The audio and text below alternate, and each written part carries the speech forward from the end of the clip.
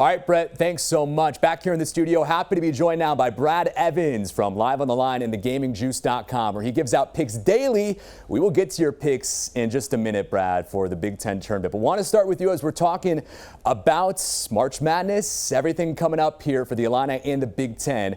Overall in the conference, who's got the most to gain and most to lose this coming week?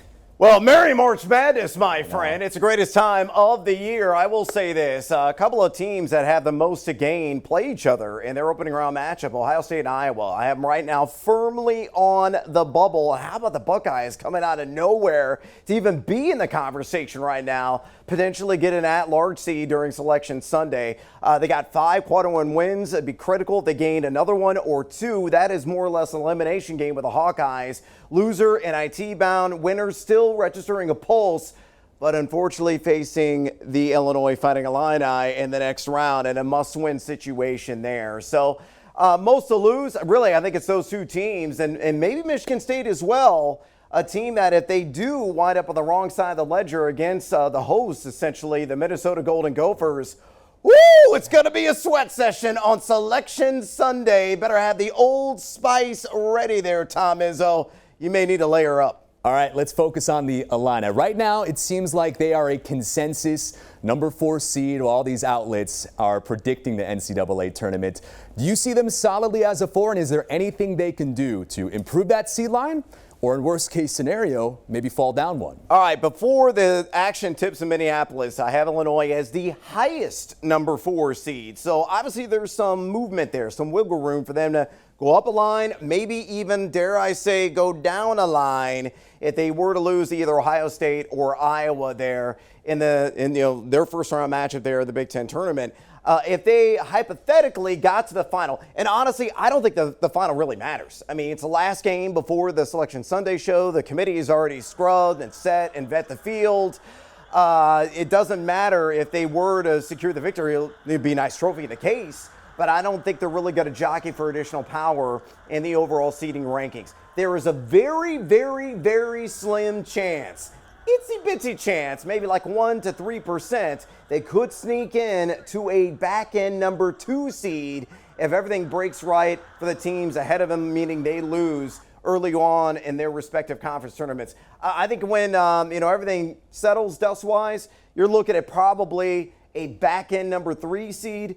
Again, if Illinois were to lose their first game, they're going to be solidified as a 4. I doubt they're going to slip to a number 5. All right, you run all the numbers on this. What do you think is the best case scenario for Illinois? We know that they can be a 3, a 4, like you said, small chance that they can be a 2, but that is a big difference as far as matchups that you're going to get in that second round and the second weekend between a number 3 and a number 4. Look, I don't care who they match up against, honestly, in the opening round. They should win that game and win it handsomely. I mean, this team, if they bring, let's say, a B-minus level of defense, that's all I'm asking. B-minus level of defense for Illinois. And we saw it against Iowa, limiting them to just 0.85 points per possession. Illinois is Final Four material.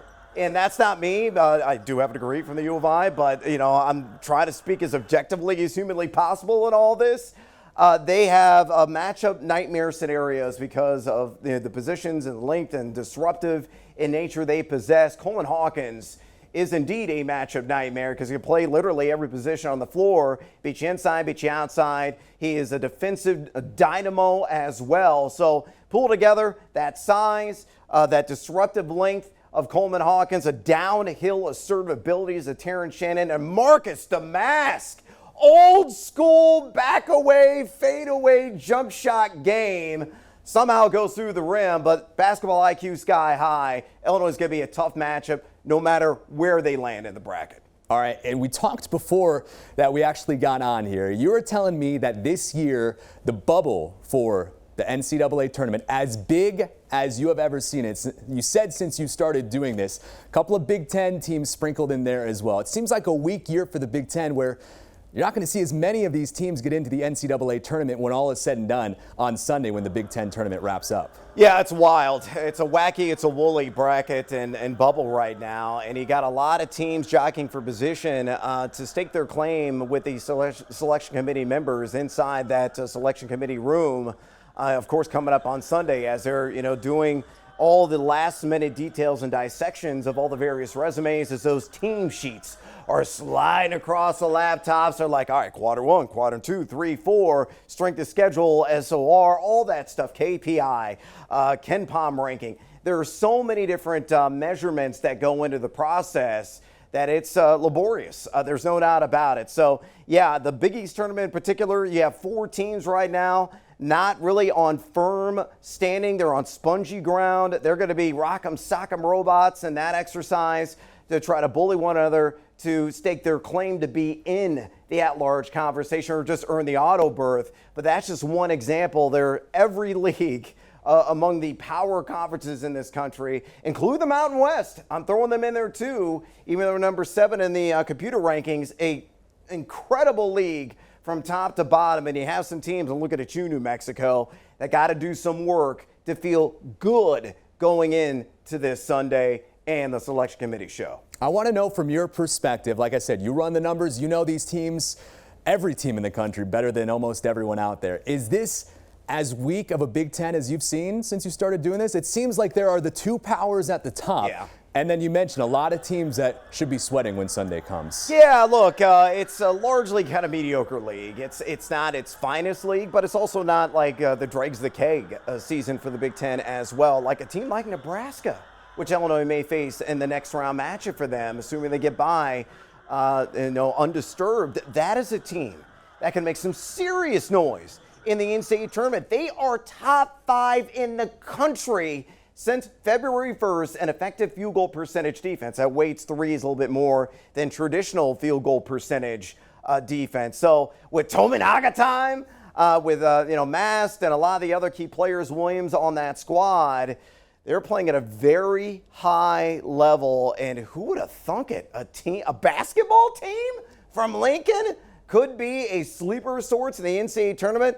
Yeah, don't sleep too hard on the Huskers. Yeah, it is definitely one of the bigger surprises of the year. And within that same thought, let's take a look at your Big Ten tournament bracket now as we start to break this thing down. I want to know, starting out, who do you think could be the surprise team of the Big Ten tournament this year in the next couple days? All right, well, I guess a surprise team of sorts because I got them winning a couple games, Maryland. All right, now, Maryland, not the most outstanding team by any stretch of the imagination. They can't score. That's the biggest issue with Maryland. That's kind of fundamental 101 level basketball. Last I checked, outstanding defensive team, a lot of length. Obviously, we saw what they did in Champaign the second half against the ILL, knocked them off. This is honestly a straight Wisconsin fade. The Badgers have been so bad. How bad? How rancid? How putrid have they been?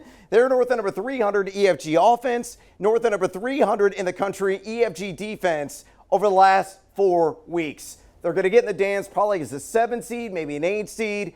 They're going to be bounced in round 1. They're going to be bounced in their opening round game of the Big Ten tournament as well. All right, first of all, do you see this maybe affecting whether or not they should be, the Badgers that is, a little bit nervous on Selection Sunday if they get bounced by Maryland? No, I don't think they need any towels handy by any stretch of the imagination. They're not going to be, dabbing the brow down and have to really sweat this thing out. I think they're going to be firmly in. Very strong, top 20 overall in the country strength of schedule, and they have 6 quadrant 1 victories, which we all aspire to have if you're, a college basketball program. So Wisconsin, the nuts and bolts and nitty gritty, very strong. They're going to be in as an at-large. It's just a matter of 7, 8, maybe as low as 9, distinct possibility. All right, let's move on to Illinois now, who we don't know who their matchup is going to be, but like you've said, Ohio State, Iowa both have a lot to play for. Yeah, what do you make of either of these 2 matchups, and why eventually do you see Ohio State moving on? Well, I don't see Ohio State moving on here. I have them moving on here, yes. No doubt about it, because they're playing at an extraordinarily high level. They're actually defending, which they weren't doing all that well early on this season. And that's an ill always of Fran McCaffrey coach teams. Even though the sets, the schematics of the Hawkeyes are usually off the charts in their execution, offensively, again, outstanding team. Defensively, they have a lot of shortcomings. And I think Brutus Buckeye will take advantage as a result. Again, a team that's playing its best basketball at the most opportune time. But they're going to get humbled, I believe, by Illinois. And again, bearing the bias here, folks. I believe Illinois does march on. Just got to be a matchup problem for Ohio State because of that length. A lot of those second chance opportunities for Coleman Hawkins and friends in the post. That'll be the difference there. As fun as it was having two double-digit seeds moving on into the quarterfinals of the Big Ten tournament, in the semifinals, you have it looking pretty chalked. Illinois, Purdue, Nebraska, and Northwestern moving on, leading to a Purdue-Illinois final.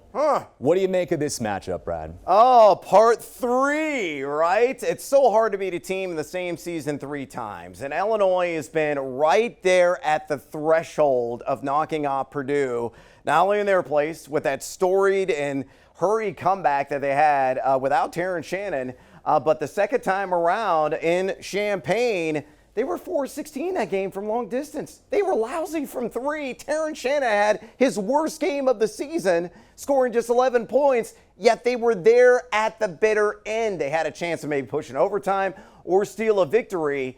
I think the third time is going to be the charm for Illinois.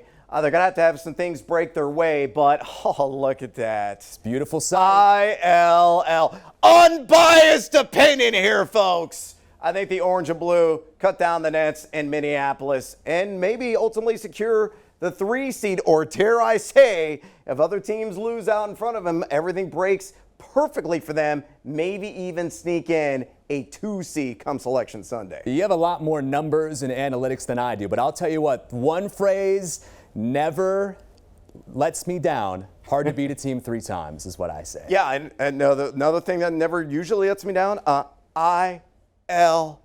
Make some noise, boys. Of course, not biased whatsoever. Not at all. No, not